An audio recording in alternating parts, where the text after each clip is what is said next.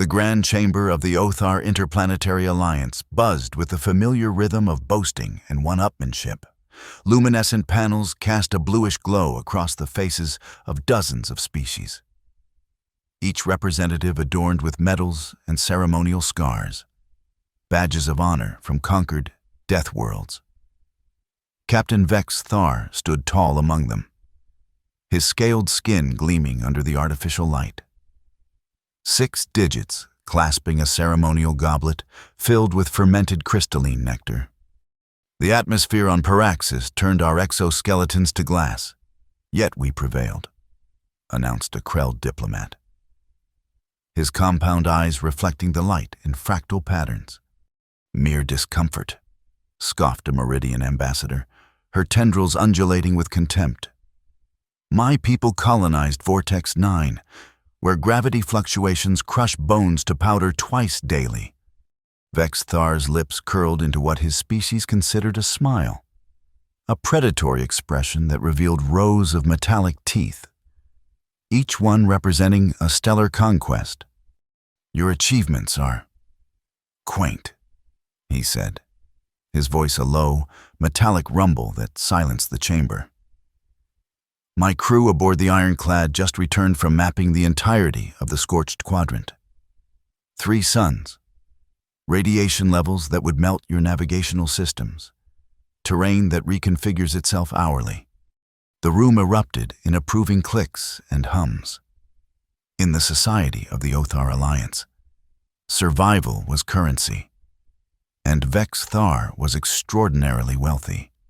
Beyond the gleaming spires of Central Othar, the galaxy had been neatly categorized. Class 1 through 10 worlds were considered habitable, with varying degrees of comfort. Class 11 through 20 were designated Deathworlds, planets so hostile that merely existing on their surfaces required exceptional adaptation or technology. The most advanced species bragged about conquering Class 15 Deathworlds, using their survival as evidence of evolutionary superiority. Commander Zara Vex, Vex Thar's second-in-command and navigational officer, approached with a data crystal balanced on her palm. Her skin, a shade darker than her captain's, rippled with anticipation. Captain, intelligence has forwarded interesting data, she said, her voice barely above a whisper. A Class 17 Deathworld has been settled by humans. Vex Thar's eyes narrowed to slits. Impossible. The Earthborn are barely Class 12 survivors. They require atmospheric adjustments on worlds my younglings would consider vacation resorts. The evidence is compelling, sir, Zara insisted, projecting the crystal's contents into the air between them. A colony called the Pit has flourished for over a century. Our scans indicate acidic precipitation, radioactive flora, gravimetric anomalies, and indigenous predators that would challenge even our elite forces. The captain's expression darkened. Humans were an anomaly in the Othar paradigm. Physically unimpressive, technologically adequate, but not remarkable. Yet somehow expanding throughout the galaxy with alarming efficiency. They were viewed as soft creatures from a forgiving world, their success attributed to luck rather than merit. Prepare the Ironclad, Vex Thar commanded, loud enough for the surrounding dignitaries to hear. We shall conduct a first-hand assessment of these hardy humans. The last words dripped with sarcasm.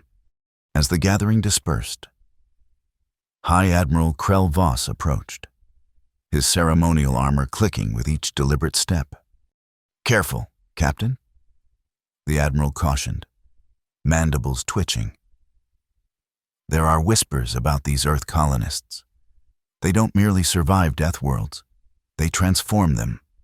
Vex Thar dismissed the warning with a flick of his armored wrist. Transformation is the privilege of the evolutionarily superior. We will demonstrate what true adaptation looks like. The ironclad was the pride of the Othar fleet, a behemoth of carbon-neutronium alloy with propulsion systems that could outrun light itself. As the crew prepared for departure, Vex Thar reviewed the mission briefing in his private chamber. The walls lined with trophies from conquered worlds, crystallized predator fangs, fossilized plant specimens that had once tried to consume him, vials of toxic atmospheres now rendered harmless. "Tell me more about this human settlement," he commanded the ship's artificial intelligence. "Colony designation: The Pit. Established 127 standard years ago. Current population, approximately 50,000 humans and assimilated species.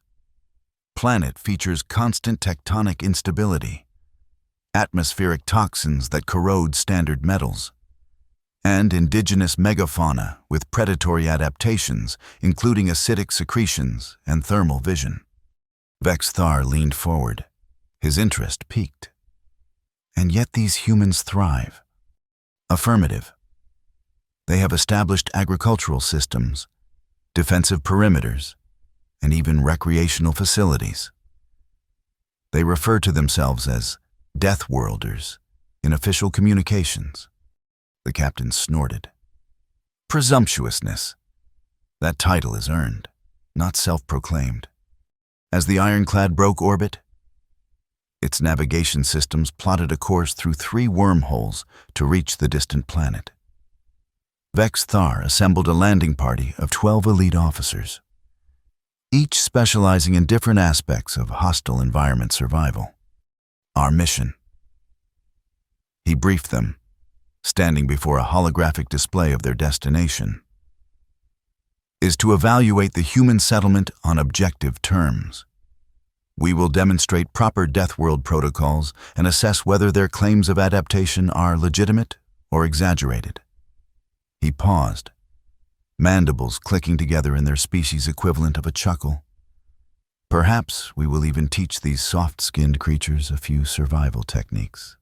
The journey took 17 days, during which the crew trained relentlessly in simulated environments based on the limited data available about the pit.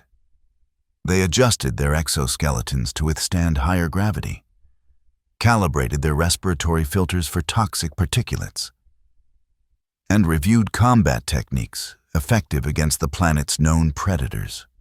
Dr. Molly Kaur, the expedition's chief scientist, expressed particular interest in the humans' physiological adaptations. If they have truly survived unaided, their genetic structure must have remarkable plasticity. She theorized during a briefing. Such adaptability could advance our own bioengineering efforts. When the ironclad finally emerged from the final wormhole, the bridge fell silent. The planet loomed before them, a swirling mass of angry storm systems. Its surface a patchwork of volcanic activity and what appeared to be impact craters. "Scan for the human settlement," Vex Thar ordered, "detecting multiple structures concentrated in the northern hemisphere," reported the sensor officer. "They appear to be constructed from indigenous materials." The officer's tone conveyed surprise. "Establish orbit and prepare the landing craft," Vex Thar commanded. "Full environmental protection protocols. Weapon systems at maximum readiness." As they descended through the turbulent atmosphere, the shuttle rocked violently. Acid rain pelted the hull, creating a constant, unnerving symphony of hisses and pings. Through the viewport, Vex Thar observed terrain that seemed to be in a constant state of flux, rivers of molten rock cutting through crystalline forests, vast sinkholes opening and closing like hungry maws. "Atmospheric composition is beyond toxic," reported Zara. "Oxygen levels at 32%. Combustion risk is significant. Detecting high concentrations of sulfur compounds, radioactive particles, and biological contaminants." "Clarify," Vex Thar demanded. "The atmosphere contains spores and microorganisms," sir. They appear to be consuming our outer hull coating. Before the captain could respond, a massive shape emerged from a bank of acidic clouds, a flying creature with a wingspan that dwarfed their shuttle. Its hide seemed to absorb light, and thermal sensors indicated its body temperature was near the boiling point of water. "Evasive maneuvers," Vex Thar ordered. The pilot executed a sharp turn, but the creature anticipated their movement, revealing an unsettling intelligence. It released a spray of bioluminescent fluid that adhered to their viewport, partially blinding them. "Defensive countermeasures," barked the captain. The shuttle's external repulsion field activated, creating a shimmering barrier that the creature collided with. It recoiled, screeching at a frequency that made the Othar officer's auditory receptors ache. "Settlement in visual range," announced the pilot, relief evident in his voice. Through the partially obscured viewport, they glimpsed what appeared to be a city carved into the side of a mountain. Massive doors of what looked like salvaged spacecraft hull plates protected the entrance. Defensive turrets tracked their approach, though none fired. "They're hailing us," said the communications officer. On screen, Vex Thar commanded. The view screen flickered to life, revealing a human female. Her skin was darkened by exposure, with intricate scarring that appeared ritualistic rather than accidental. Her eyes reflected the same hardness Vex Thar recognized in veteran Deathworld explorers. "Othar vessel, this is Colonel Aurora Reyes, commanding officer of the pit. State your business or be treated as hostile." Vex Thar straightened, towering over the communications array. "This is Captain Vex Thar of the Othar Alliance flagship Ironclad. We are conducting an assessment of your settlement's claims regarding Deathworld adaptation." The human's expression didn't change. "We make no claims. We survive. If you wish to land, you will comply with our protocols. Your shuttle's design is inadequate for our atmosphere's corrosive properties. Proceed to landing pad Delta, where you will be met by an escort." The transmission ended before Vex Thar could respond, an insult that made his scales flush with indignation. "The audacity!" hissed Zara. "They presume to dictate terms to an Othar expedition?" "Calm, Commander," Vex Thar cautioned, though his own anger simmered beneath his composed exterior. "We shall play their game, for now." The landing pad was a massive platform extending from the mountainside, constructed from a patchwork of materials that should not have withstood the planet's hostility. Salvaged ship parts, indigenous stone, and what appeared to be the fossilized remains of massive creatures. As the shuttle touched down, they observed humans moving about the exterior wearing minimal protective gear, simple respirators and goggles, their skin exposed to the caustic air. "Impossible," muttered Dr. Malikor. "Their epidermis should be dissolving." The reception committee approached as the Othar party disembarked in their full environmental suits. Colonel Reyes led them, flanked by 6 guards whose weapons were holstered but conspicuously accessible. "Welcome to the pit, Captain," she said, her voice clear despite the thin respirator covering her nose and mouth. "I trust your descent was educational." Vex Thar's translated voice emerged metallic from his suit's external speakers. "We encountered one of your flying predators, a minor inconvenience." A ghost of a smile crossed Aurora's face. "Ah, you met a void skimmer. Consider yourself fortunate. They usually hunt in packs of 6. She gestured toward a massive airlock built into the mountainside. "We'll proceed to decontamination. Your suits will need treatment before you enter our habitat. Our equipment is self-cleaning." Vex Thar countered. "Othar environmental technology is unmatched across 17 systems. Not here, it isn't." Aurora replied flatly. The microbiota in our atmosphere has evolved to consume synthetic materials. Your self-cleaning systems are likely already compromised. As if to validate her claim, a warning light began flashing on Dr. Malicor's wrist display. Captain, my suit's external layer is reporting integrity failures at the molecular level. Vex Thar suppressed his alarm. Proceed with decontamination. The airlock was a marvel of adaptive engineering. Salvage technology seamlessly integrated with biological components. Vines with metallic properties grew along the walls, absorbing contaminants. Devices that appeared handcrafted monitored their progress through the chamber. Your infrastructure is unexpected, Vex Thar observed, searching for a diplomatic phrase. You mean primitive? Aurora replied without rancor. We use what works, Captain. Form follows function in a place that wants to kill you every moment. After decontamination, they entered the human habitat proper, and the Othar delegation fell silent in collective shock. What they had expected to be a desperate outpost of survival was instead a thriving community. The mountain had been hollowed into a vast cavern, illuminated by bioluminescent panels. Terraced farms grew crops that defied categorization. Citizens moved with purpose. Children played in designated areas. Merchants traded goods, and workers maintained the complex systems that kept everyone alive. This is not a mere outpost. Zara whispered to her captain. 127 years, Aurora said, noting their surprise with evident satisfaction. That's how long we've been here. 5 generations born in the pit. We don't just survive, Captain, we live. She led them to a council chamber where other human leaders awaited. Among them was a younger man with features similar to Aurora's. The same determined set of the jaw, the same evaluating gaze. My brother, Lieutenant Juno Reyes. Aurora introduced him. Head of our defense forces. Juno's nod was curt, his hostility barely concealed.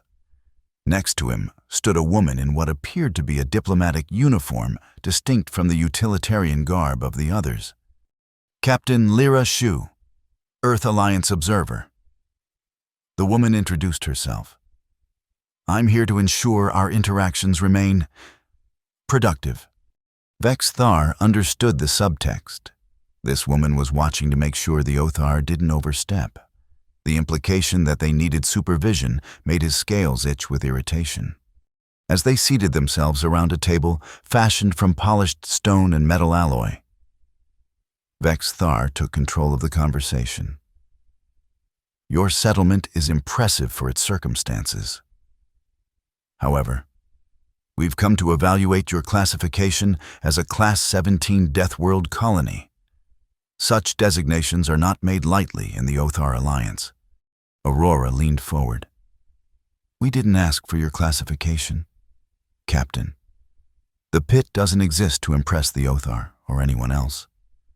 We're here because our ancestors' ship crashed. And instead of dying, they chose to adapt. Adaptation is precisely what interests us, interjected Dr. Malikor. Your physiological responses to this environment defy conventional understanding. With your permission, we would like to conduct a series of examinations. No, Juno cut in sharply. We're not specimens for your research. Captain Lyra Shu raised a placating hand. What my colleague means is that any scientific exchange would need to be mutual. The Earth Alliance has strict protocols regarding biological data. Vex Thar's patience thinned. Perhaps a demonstration. Then, my team is prepared to conduct a survey expedition to evaluate the true hazard level of your environment.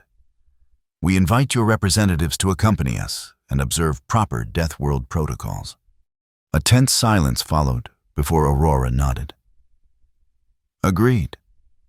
will depart at first light, what passes for it on this world.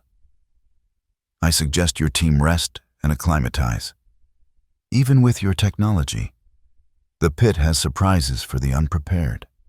As the humans led them to their quarters, Spartan but functional rooms carved into the rock, Vex Thar gathered his officers. Impressions, he demanded. Their technology is a curious hybrid, offered Dr. Malikor. Adaptive rather than progressive. They've integrated with their environment instead of conquering it. A weakness, asserted Zara. They've compromised rather than dominated. Vex Thar wasn't so certain. We will reserve judgment until after tomorrow's expedition. Rest, but remain vigilant. There is more here than meets the eye. That night, while the Othar delegation prepared their equipment, arguments erupted among the human leadership. Through the stone walls, enhanced Othar hearing detected the heated debate. You're playing into their hands, Aurora. Juno's voice insisted. They're here to discredit us, to prove humans don't belong in their precious hierarchy of survivors. Or they're here because they're genuinely curious, countered Aurora. Either way, we show them exactly what we are. No more, no less. The Othar Alliance has been pushing boundary disputes in 3 sectors. Captain Lyra Shu's voice added. This isn't just academic curiosity. All the more reason to demonstrate our capabilities. Aurora concluded. Prepare the valley route. Let's show them what Class A-17 Deathworld really means. Dawn on the pit wasn't the gradual lightening familiar to most inhabited worlds. Instead, the atmosphere created a sudden, violent illumination as the light from the system's primary star refracted through layers of metallic particles. The effect was like a flash bomb detonating across the horizon. The expedition assembled at an exterior airlock. 6 Othar officers in their environmental suits, and 4 humans in what looked like reinforced work clothes, respirators, and goggles. Aurora led the human contingent, with Juno and 2 hardened colonists flanking her. Today's path will take us through the acid flats, then up to the crystal ridge. Aurora explained, pointing to a rudimentary map. It's a standard patrol route, nothing exotic, but representative of our daily challenges. Vex Thar activated his suit's enhanced scanning protocols. We are prepared for all contingencies. Aurora's expression suggested skepticism, but she merely gestured toward the massive doors. Let's proceed. The moment they stepped outside, the Othar team's sensors screamed warnings. The atmosphere was even more caustic than their initial readings had indicated, with swirling particulates that abraded their suit exteriors.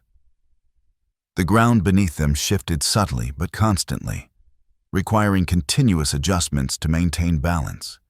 Yet the humans moved with practiced ease, their bodies instinctively compensating for the treacherous terrain. They navigated using landmarks invisible to Othar perception until Dr. Malikor adjusted her scanners to detect the subtle radioactive markers the humans were following. Fascinating adaptation, she murmured. They're using the planet's hostility as a navigational tool. Their path led them across a plain where pools of iridescent liquid bubbled ominously. The humans gave these a wide berth, but when one of the Othar officers, Lieutenant Krell Vor, stepped too close, the pool erupted, shooting a geyser of acid that struck his suit directly. Warning alarms blared as the corrosive liquid began eating through his protective layers.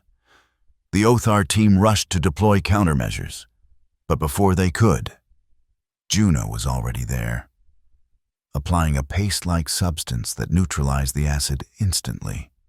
Mineral compound from the crystal ridge, he explained curtly. Your synthetic neutralizers won't work on this composition. Lieutenant Vor's mandibles clicked in what might have been embarrassment or gratitude. Vex Thar noted the incident in his memory, unsettled by how quickly the human had reacted, and how effectively. As they approached the crystal ridge, the landscape transformed. Towering formations of translucent crystal captured and refracted light in disorienting patterns. The humans donned specialized eyewear. "You'll want to adjust your visual filters," Aurora advised. "The crystals create hallucination-inducing light patterns." Vex Thar bristled at being instructed, but signaled his team to make the adjustments. As they climbed, the crystals revealed their true nature. They weren't mere geological formations, but silicon-based life forms, growing incrementally and responding to proximity with subtle movements. "The crystals are alive?" asked Zara, unable to hide her wonder. "Everything here is alive in its own way," Aurora replied. "And everything is trying to survive. The difference between success and failure is recognizing which threats are immediate and which are opportunities in disguise." At the ridge's summit, they paused to survey the landscape. In the distance, vast herds of armored creatures grazed on crystalline vegetation. Winged predators circled overhead, their hunting patterns complex and coordinated. An entire ecosystem evolved to thrive in conditions that should prohibit life, Dr. Molly Kaur observed, her scientific detachment giving way to genuine admiration. The ground trembled beneath them, a subtle vibration that quickly intensified. "Tectonic shift," Aurora announced calmly. "Defensive positions." The humans moved with practiced precision to stable outcroppings. The Othar team followed, but not quickly enough. A fissure opened beneath Dr. Malikor, and she began to slide toward the widening gap.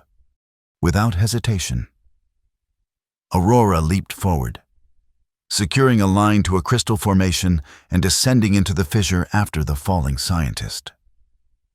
The Othar team watched in disbelief as the human colonel navigated the unstable terrain, reached Dr. Malikor, and secured her with a harness. Together, they climbed back to safety just as the fissure slammed shut with enough force to shatter nearby crystals. "Why?" Dr. Malikor asked once they were safe, her usual scientific composure shaken.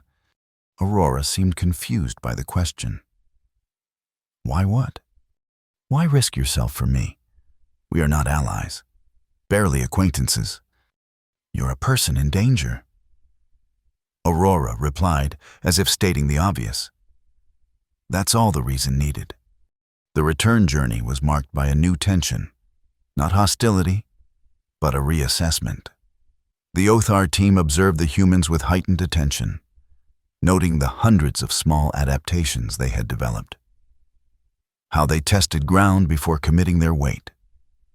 How they recognized subtle atmospheric changes that preceded dangerous weather. How they communicated through gestures when sound was unreliable. Back at the settlement, Vex Thar requested a private meeting with Aurora. They convened in what served as her office, a functional space with maps covering the walls and salvaged equipment repurposed as furniture. "Your actions today were illuminating," the captain began, struggling to find the right words. "Just another day on the pit," Aurora replied, removing her respirator and running a hand through her short, sweat-damp hair. "I've supervised colonization efforts on 17 worlds classified as hostile." Vex Thar continued. "None presented the comprehensive challenges of this environment. Yet your people move through it with remarkable proficiency." Aurora's expression hardened. "Is that an acknowledgement that we've earned our place among your precious hierarchy of Deathworlders?" "It is an observation," Vex Thar replied carefully. "One that raises questions about conventional Othar wisdom regarding human adaptability." Their conversation was interrupted by an urgent communication. "Colonel Reyes to Command Center immediately. Seismic activity in Sector 7 exceeding safe parameters. Aurora was on her feet instantly. "You'll want to see this. Captain, Sector 7 is where we've established our most advanced adaptation project." Vex Thar followed her to a control room buzzing with activity. Displays showed a valley where massive machines were attempting to stabilize a series of increasingly violent tremors. At the center of the operation was Lieutenant Juno Reyes, directing teams with the precision of a battlefield commander. "The fault line is expanding beyond predictive models," reported a technician. "Thermal vents are breaching in sequence. Evacuate non-essential personnel," ordered Aurora. "Juno, status of the containment fields." "Holding at 70% capacity, but declining." Her brother responded, his focus absolute. "The new resonance dampers aren't fully calibrated for this magnitude." Vex Thar observed the crisis management with growing respect. These humans weren't just surviving. They were actively engineering solutions to problems that would have defeated many advanced species. "Can we assist?" he offered, surprising even himself. Aurora glanced at him, momentary suspicion giving way to pragmatic acceptance. "Your shuttle's gravitational stabilizers, are they adaptive or fixed frequency?" "Adaptive within standard parameters," Vex Thar replied. "If recalibrated to match our resonance dampers, they could help establish a counter-harmonic field." She explained rapidly. Dr. Malikor's expertise would be valuable. Within minutes, the Othar scientist was collaborating with human engineers. Her initial scientific curiosity transformed into urgent problem-solving. The Ironclad deployed auxiliary systems to bolster the settlement's defenses against the tectonic instability. For 3 days, the two groups worked in unexpected harmony. The crisis gradually subsided, leaving both humans and Othar exhausted but successful. The collaborative effort had prevented a disaster that would have destroyed a significant portion of the human settlement. In the aftermath, the dynamics between the visitors and their hosts shifted. Shared danger had accomplished what diplomacy could not: a foundation of mutual respect. Dr. Malikor spent hours with human scientists, exchanging insights on adaptive biology. Zara and Juno found common ground discussing defensive strategies against the planet's predators.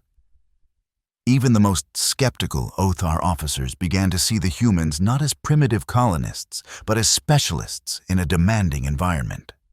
Yet beneath the surface cooperation, tensions simmered. During a shared meal, the humans hosting their visitors with surprising hospitality, Vex Thar overheard a conversation between Dr. Malikor and one of the human scientists. "Your genetic adaptability is remarkable," the Othar scientist was saying. "With samples from your population, we could potentially engineer adaptive traits into our own species." The human scientist's response was polite but firm. "Our genetic material isn't available for experimentation. Past experiences with interspecies genetic exchange have been problematic." Dr. Malikor pressed the issue. "Surely, in the interest of scientific advancement." "The discussion is closed," interrupted Captain Lyra Shu, appearing beside them. "Earth Alliance bioethics protocols are non-negotiable. Later, in private." Zara voiced concerns to her captain. "They're hiding something. Their adaptations exceed natural evolution rates." "Perhaps," Vex Thar acknowledged. "But we are guests here, and they have earned certain courtesies." "Permission to conduct passive scans?" Zara requested. "Non-invasive data collection only." After a moment's hesitation, Vex Thar nodded. "Proceed with caution. No actions that could be construed as hostile." The following day, Aurora proposed a more ambitious expedition, a journey to what the colonists called the Gates of Stone, a natural formation that served as a boundary between the mapped territories and the planet's truly hostile regions. If you want to understand the pit, you need to see where even we don't venture casually. She explained. The journey would require a larger party, and the use of the ironclad shuttle for part of the route. Vex Thar agreed, seeing an opportunity to demonstrate Othar's superiority in navigating extreme environments. As preparations were underway, Zara approached her captain with disturbing findings. The passive scans detected anomalies in the human's biological signatures. They appear to be engineered. Vex Thar's eyes narrowed. Explain. Their DNA shows markers of deliberate modification, not just random mutation or adaptation. Someone has been accelerating their evolution to match this environment.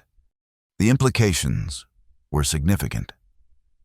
If humans were artificially enhancing themselves to conquer Deathworlds, it would challenge the Othar Alliance's foundational belief in natural evolutionary superiority. Continue monitoring, but tell no one else. Vex Thar ordered. This expedition may reveal more than the humans intend. The shuttle departed at dawn, carrying the Othar team and a human contingent led by Aurora and Juno. As they flew over the landscape, the true scale of the planet's hostility became apparent. Vast regions were in constant flux, molten rivers cutting new paths, explosive gas eruptions creating temporary craters, predators the size of small buildings hunting in coordinated packs. We call this region the Crucible, Aurora explained. It's where we test our most advanced adaptation technologies. Vex Thar noted the careful phrasing. Technologies, not natural adaptations. Aurora met his gaze steadily. On a world like this, the line between technology and biology blurs. We use what works. The Gates of Stone came into view. A massive natural arch formed by crystalline columns that spanned a chasm of churning molten rock. The shuttle's sensors indicated temperatures beyond their shielding capacity. We'll need to set down and proceed on foot. Aurora advised, the thermal currents near the gates disrupt flight systems. As they landed and prepared to disembark, Juno pulled his sister aside. Their conversation, though hushed, reached Vex Thar's enhanced hearing. The Othar are scanning us, Juno warned. They know something. Let them look. Aurora replied, they won't understand what they're seeing. The party proceeded toward the Gates of Stone, the ground becoming increasingly unstable. The humans moved with practiced precision, while the Othar, despite their advanced environmental suits, struggled to match their pace. At the base of the formation, Aurora revealed the expedition's true purpose. The gates aren't just a landmark, they're a doorway. Beyond them lies the Valley of Adaptation, the place where our ancestors first began to change. Change how? Asked Dr. Malikor, unable to contain her scientific curiosity. Instead of answering directly, Aurora gestured toward a series of ancient machinery partially embedded in the crystalline structures. When the colony ship crashed, the survivors faced a choice: die or become something new. They chose the latter. Vex Thar approached the machinery, recognition dawning.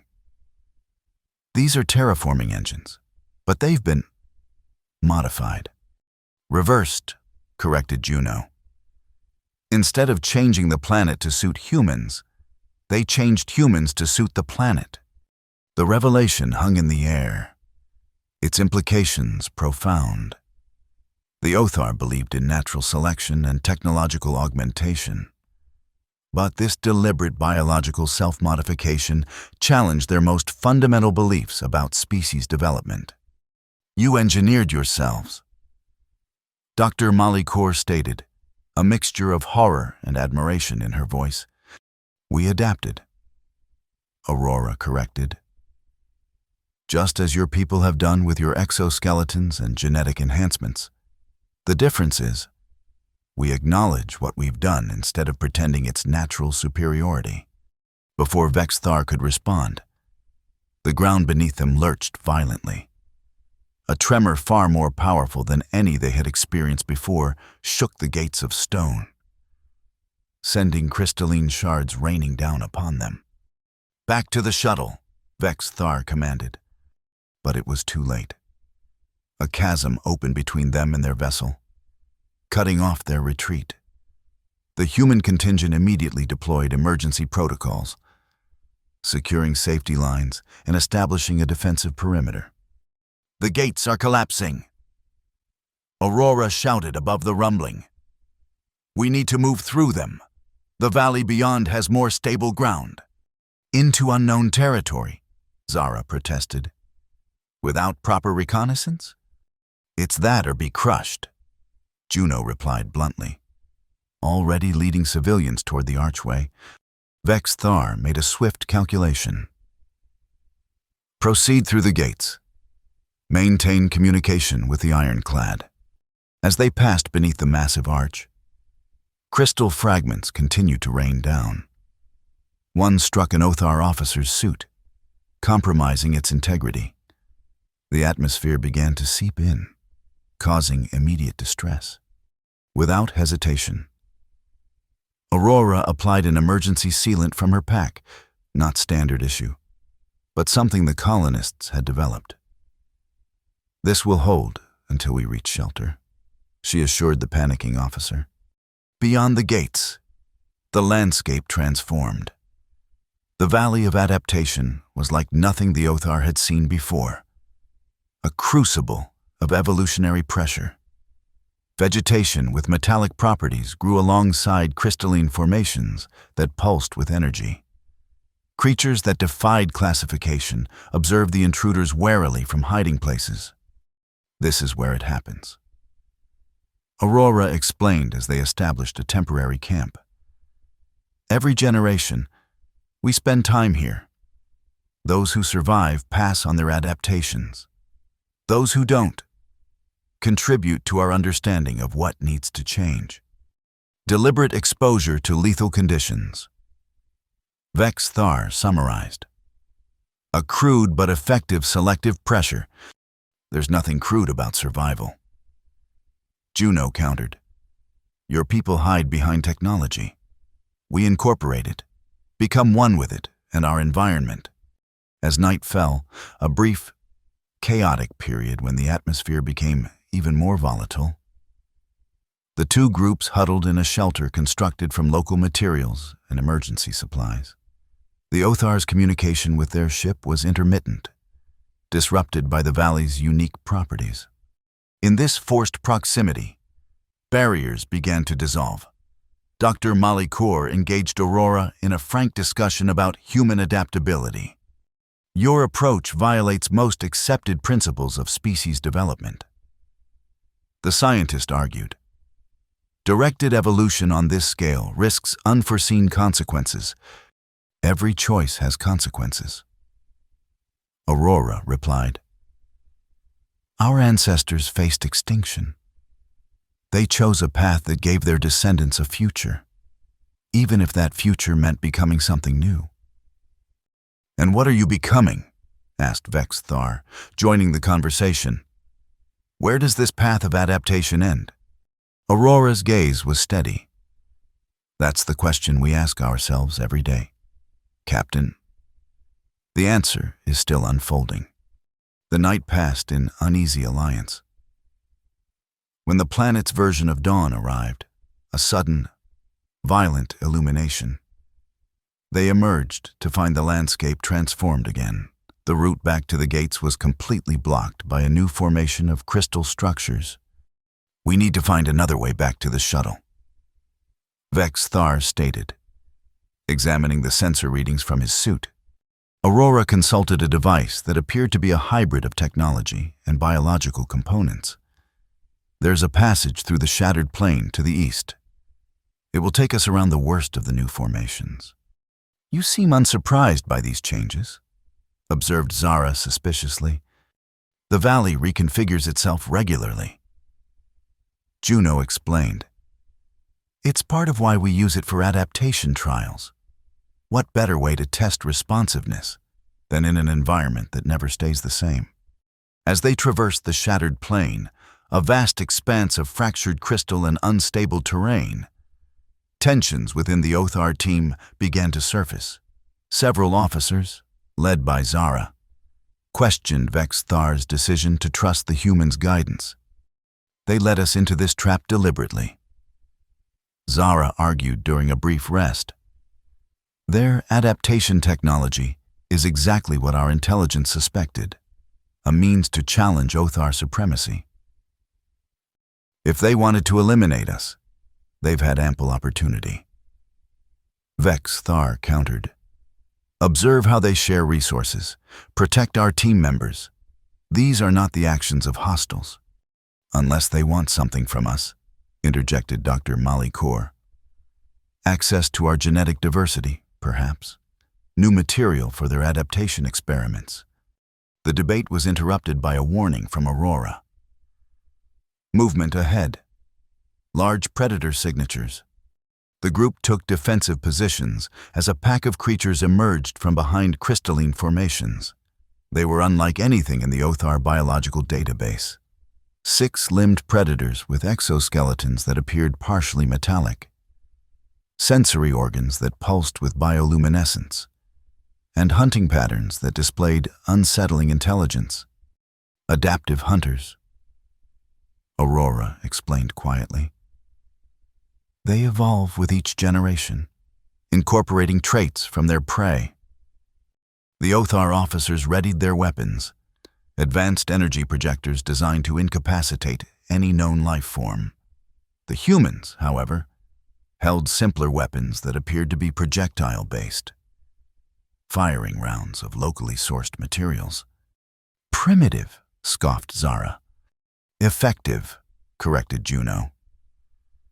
Energy weapons excite their nervous systems, making them more aggressive. Kinetic impacts they understand. The creatures attacked with coordinated precision. The Othar fired their energy weapons, which had the exact effect Juno had warned of. The creatures absorbed the energy, their bioluminescent organs flaring brighter as they accelerated their attack. The humans' projectile weapons, by contrast, forced the creatures to reassess. When one was struck, the others adjusted their approach, eventually retreating to a safer distance. They learn, explained Aurora, which means we need to keep moving before they develop a counter-strategy. As they continued across the shattered plain, the landscape became increasingly challenging. Gravity fluctuated unpredictably, causing disorientation. The atmosphere thickened with particulates that abraded their protective gear. 2 Othar officers collapsed from system failures in their environmental suits. The humans immediately deployed emergency measures, sharing their limited resources to keep the aliens alive. Why help us? Vex Thar asked Aurora as they established another temporary shelter. If we fail to adapt, by your own philosophy, shouldn't we be left behind? Aurora's expression was complex, a mixture of determination and something like compassion. Adaptation isn't just about individual survival, Captain. It's about finding new ways forward. Sometimes that means cooperation rather than competition. During their shelter period, Dr. Mali Kaur made a disturbing discovery. Examining data from her suit's sensors, she detected anomalies in the valley's composition that suggested artificial origins. This entire region appears to have been engineered. She reported to Vex Thar privately. Not by the human colonists. The modifications predate their arrival by millennia. Meaning what? The captain demanded. Meaning this planet may have been a testing ground long before humans discovered it. The question is, testing for what purpose? And by whom? The implications were unsettling. If the pit was an ancient experimental site, the humans hadn't just adapted to a natural death world, they had inadvertently inserted themselves into someone else's grand design. When they finally reached a vantage point overlooking their original landing site, they discovered the shuttle partially buried in crystalline growth. The Ironclad, maintaining orbit above, reported increasing atmospheric disturbances that would make extraction challenging. "We need to clear the shuttle and repair its propulsion system." Vex Thar determined a combined effort. Working together, humans and Othar cleared the crystal formations encasing the vessel. The process required both the Othar's advanced cutting tools and the humans' knowledge of the crystal's structural weaknesses. As they worked, Aurora and Vex Thar found themselves side by side, discussing the broader implications of their shared experience. "Your people are not what Othar intelligence suggested," the captain admitted. "Nor is this planet. Few things are what they initially appear to be." Aurora replied, "That's the first lesson of survival here. And the second? Adaptation isn't about becoming the strongest or most advanced. It's about becoming what the moment requires." As the shuttle was finally freed, sensors detected a massive seismic event building beneath them. The ground began to fracture, revealing a network of chambers below that glowed with energy signatures unlike anything in the Othar database. "The valley is awakening," Aurora said, alarm evident in her voice. "This happens once every few decades, a complete reconfiguration." "How long do we have?" Vex Thar demanded. "Minutes, maybe less. The shuttle won't be operational in time." The captain made a swift decision. Evacuation priority to civilians and essential personnel. The Ironclad will deploy emergency extraction pods for the remainder. As they coordinated the evacuation, the ground gave way beneath Dr. Molly Kaur. She plummeted into one of the newly opened chambers, her fall broken by a lattice of crystalline formations that seemed almost designed to catch falling objects.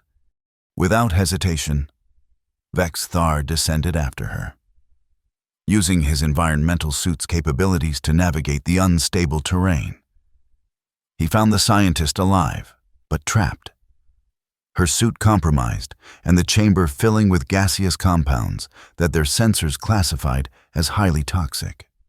To his surprise, Aurora had followed him down. "The structural integrity of this chamber is failing," she warned. "We have less than 2 minutes before it collapses entirely." Together, they worked to free Dr. Molly Kaur, whose scientific curiosity remained undiminished despite her predicament. "Captain, these formations, they're data storage systems. This entire planet is some kind of ancient archive or experiment." As they extracted her from the crystal lattice, the chamber began to collapse around them. Their escape route was cut off by falling debris. "There's another way," Aurora insisted, pointing to a narrow passage that pulsed with energy. "It's a thermal vent. If we time it correctly, the updraft will carry us to the surface."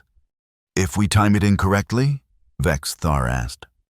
"We'll be superheated plasma," she replied matter-of-factly, with no alternatives. They positioned themselves at the vent's edge. Aurora's timing was perfect.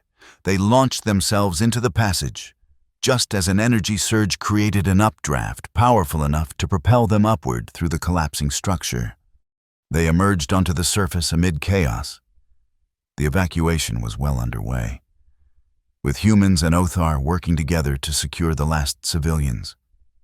The shuttle, partially repaired, was preparing for emergency launch with its maximum safe capacity. "Get Dr. Molly Kaur on that shuttle," Vex Thar ordered. "Her data is invaluable." "What about you?" Aurora asked. her respirator damaged, and her exposure to the atmosphere beginning to take its toll despite her adaptations. The ironclad will extract the remaining team, he assured her. Your people need you on that shuttle. As the vessel launched, carrying most of the civilians and several Othar officers, including Dr. Molly Kaur, the landscape around them continued to transform. Crystal formations grew at accelerated rates, cutting off escape routes and creating new hazards by the second. The remaining team, 3 humans including Aurora and Juno, plus Vex Thar and 2 of his officers including Zara, made their way to the designated extraction point.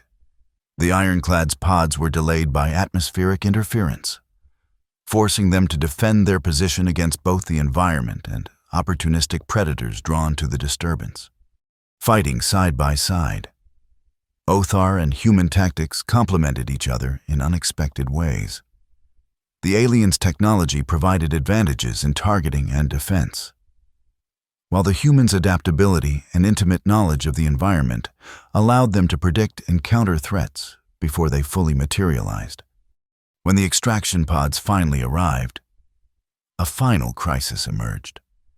One pod malfunctioned upon landing, its capacity reduced by half. There wasn't room for everyone. You 3 go, Aurora told the Othar. This is our home. We'll find another way. Vex Thar's mandibles clicked in what his species recognized as decisive negation. Unacceptable. The ironclad can send additional pods once the atmospheric disturbance subsides.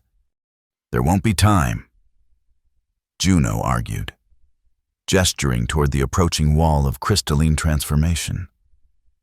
That reaches us. We're all encased for the next century.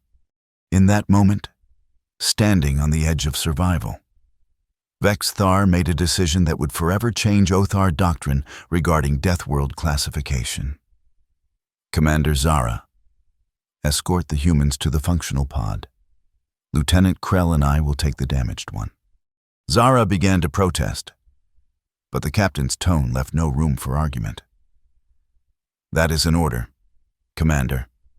The Othar Alliance must understand what we've witnessed here.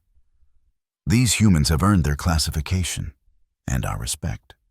The evacuation proceeded according to Vex Thar's command. As the pods ascended through the turbulent atmosphere, the occupants witnessed the Valley of Adaptation transform entirely, a rebirth that erased their previous passage and created an entirely new landscape below. Aboard the ironclad, the survivors regrouped. Dr. Molly Kaur immediately began analyzing the data collected from the ancient chambers, while medical teams treated the injured of both species. When Vex Thar and Aurora finally had a moment to converse privately, the captain broke Othar protocol by removing his environmental helm completely, a gesture of trust and respect rarely shown to non-Othar. Your colony has not merely survived a death world, he acknowledged. You have redefined what adaptation means. The Othar Alliance classification system is, inadequate to describe what you've accomplished. Aurora's expression remained guarded. And what will your report to your superiors contain, Captain? The truth. That humanity's approach to hostile environments warrants serious reconsideration of our assumptions. That perhaps there is more than one path to evolutionary success. And Dr. Molly Kaur's discovery about the planet itself? Vex Thar's expression turned somber. That requires further investigation, cooperative investigation. If the pit is indeed an ancient experimental site, its purpose may have implications for all spacefaring species. Their conversation was interrupted by the arrival of Captain Lyra Shu, whose diplomatic demeanor had given way to practical leadership during the crisis. The Earth Alliance will want assurances that this encounter doesn't lead to unwanted attention from the Othar military.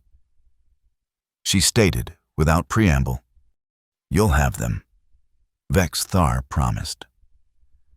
But I propose something more substantial than mere assurances. A formal exchange program. Othar survival specialists working alongside your Deathworld colonists, sharing techniques and technologies.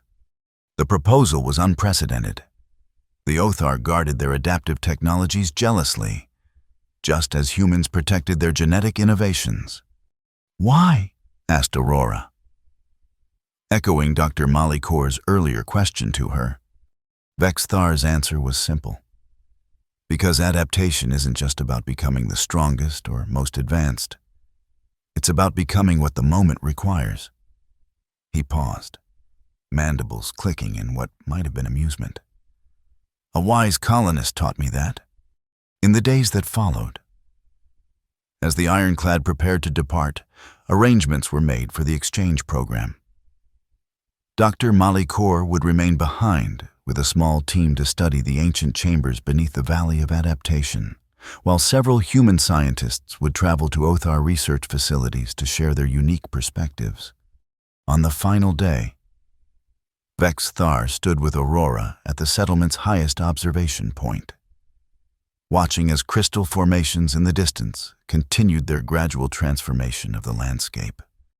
Your people call this planet the Pit, he observed. A name that suggests a trap, something to escape from. Names have power. Aurora replied, Our ancestors chose it to remind us that we crawled out of disaster. Each generation climbs a little higher. Perhaps it's time for a new name, suggested the captain. One that acknowledges what you've become, not just where you started. Aurora considered this. Perhaps. But first, we need to understand what this world truly is, and what we're truly becoming. As the ironclad broke orbit, carrying with it data that would challenge fundamental Othar beliefs about species hierarchy and adaptation, Vex Thar recorded his final log entry.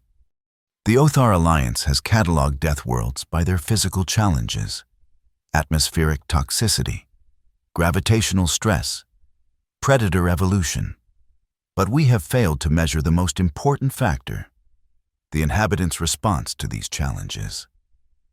The human colony on what they call the Pit has demonstrated that true adaptation is not merely survival, but transformation. The courage to become something new in response to circumstances. He paused, watching the planet recede on his view screen. I recommend immediate revision of our classification system to include adaptive response metrics. And I further recommend that we approach these human Deathworlders not as primitive survivors, but as potential teachers. They have mastered something we have only theorized about: the deliberate direction of their own evolution. In the settlement below, Aurora Reyes stood watching the Othar vessel vanish into the stormy sky. Beside her, Juno maintained his skeptical stance. They'll be back, he predicted, with more scientists, more questions, more demands. Probably. Aurora agreed. But they'll come as partners, not conquerors. That's the difference between surviving and thriving on a Deathworld, knowing when to fight and when to adapt. As if to punctuate her point, a massive predator emerged from the crystalline forest nearby, one of the adaptive hunters they had encountered in the valley. It approached with caution rather than aggression, its sensory organs pulsing with patterns that suggested curiosity rather than hunger. Aurora faced it without weapons, her posture conveying neither fear nor challenge. The creature paused, studying her with alien intelligence, then turned and disappeared back into the glittering landscape. You see, she said to her brother, even the planet is adapting to us, just as we adapt to it. In that moment, beneath an acid-laden sky on a world that should have been uninhabitable, humanity's future as a galactic species was redefined. Not as conquerors, not as refugees, but as Deathworlders, beings who didn't merely survive the universe's hostility, but transformed it, and themselves, in the process. The Othar would never again boast of their survival skills without acknowledging the humans who had redefined what survival truly meant.